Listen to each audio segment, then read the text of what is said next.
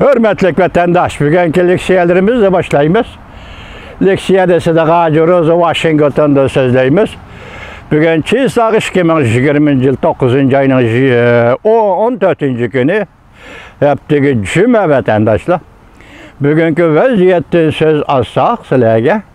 Vaziyet mundaq birinci bulup Amerika Qo'shma Shtatlarining Jungo'da turishdoq bosh elchisi Brand Start Amerikaga qaytib keladigan bo'ldi.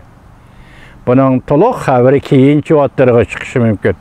Vaziyatning ikkinchisi, hurmatli vatandosh, Yaponiyada Yoshihide Suga apandi Yaponiya Erkin Demokratlar Partiyasining boshlig'i bo'lib saylandi.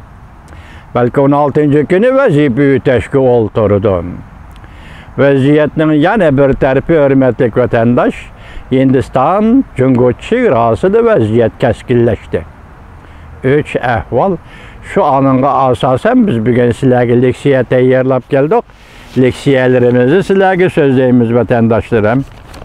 Birinci mavzu mundaq. Hindistan armiyası Bengal-Tiso Gölü'nün cenubu ve şimal işki qırğaqlarına asker köpeytti. Tağ-tura kısımları en yukarı ciddi halet ilan kıldı. Mavzulu haber 9. ayının 14. günü Duyitor bitidi ilan kılındı haber. Mındaq başlandı. Çünkü Hindistan çığıra vaziyeti yani ciddileşti. Hindistan armiyası Bengal-Tiso Gölü'nün işki tarafiga asker köpeytti. Tağ igizlikte can kılış bilimleriga ve tecrübesiga Hindistan tağ-tura kısımları Ladakh rayonu orunlaştırıldı. Hindistan hazır en yüksek harbiy halatga öttü. Bengal-Tiso Gölü Türkistan yoki sürkürüşçülüğün halkılık noktası aylandı. Yoki halkılık rayonu aylandı. Kölün şimalı qırğıqı ve cenubu qırğıqı ciddiyleşip ketdi. Hindistan matbuatları Jungo harbiy kısımlarının suratlarini ilan kıldı. Bugünkü Hindistan gazeti haber qilib mundaq ko'rsatdi. Hindistan armiyasi o'tgan bir necha kun ichida askar ko'paytdi. Kölün şimalı ve cenubi ikki tarafida harbiy kuchni oshirdi. Maqolada mundaq ko'rsatildi. Hindistan tağ-turada urush qilish qismlari bir qancha nuqtalarga tarqalib turdi. Lekin halqiliq nuqta yanala Tiso Gölü'nün ikki tarafi bo'ldi. Xabarda mundaq ko'rsatildi. Jungo armiyasi Hindistan armiyasini bu yerdan qo'g'lab chiqarishga bir qancha qatim uringan bo'lsa-mu, lekin foydasiz bo'lib chiqdi. Hindistan'ın tağ-tura urush qilish qismlari, tağ-turada urush qilish qismlari Ladakh rayonu o'rlashtirildi. Hindistan matbuatlari mundaq ko'rsatdi. Terkshish bo'layotgan rayonga Jungo 50.000 kishilik harbiy qo'shin o'rlashtirdi va 150 dona aeroplan o'rlashtirdi dedi. Endilikda qisqa xabarlar vatandoshlar shunga munosabatlik deydi. Shu tav xabarlari. 9. ayının 14. günü Jungo ile Avrupa İttifakı ikra yığını açtı. Xi Jinping Avrupa'dan ayrılıp kaldı.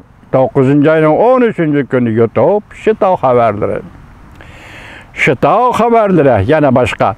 Angliya matbuatları Xi Jinping işki siyasi özgürlükten ensirip ruhi ciddilik ve alahzadıçılıkka düşüp kaldı. Köpçüket. Xi Jinping'in hukuka kemiyişki azıyışka başladı. Etrafındaki barlıq kişilerden gumallanışka başladı. 9. ayının 13. günü YouTube. Yana bir haber. Angliya matbuatları bütün dünyanın Jungo'nu qoruşavga elişini Xi Jinping keltirip çıkardı deb ko'rsatdi.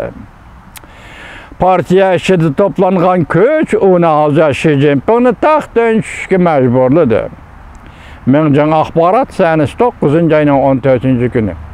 Maxsus mushu temada yoki mushu mavzuda Angliya matbuatlari so'zlayotdi. Vatandosh shundan qaraganda bir ish bormi nima?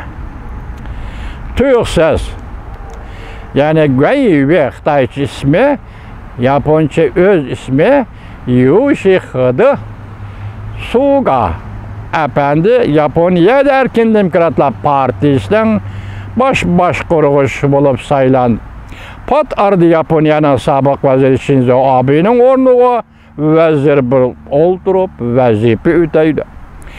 Amerika'nın Cungo turuşluq baş elçisi Brand Start Amerika qaytıp gelemdi. Devlet işlakatı Mike Pompeo yerim keçidi Twitter'da fikir kaldırıp Amerika'nın Beijing turuşluq baş elçisi Brand Start'tan muşu yıllarda körsetken töhbüllerini medilidi. Belki baş elçi Beijing'den Washington'a qaytıp geldi.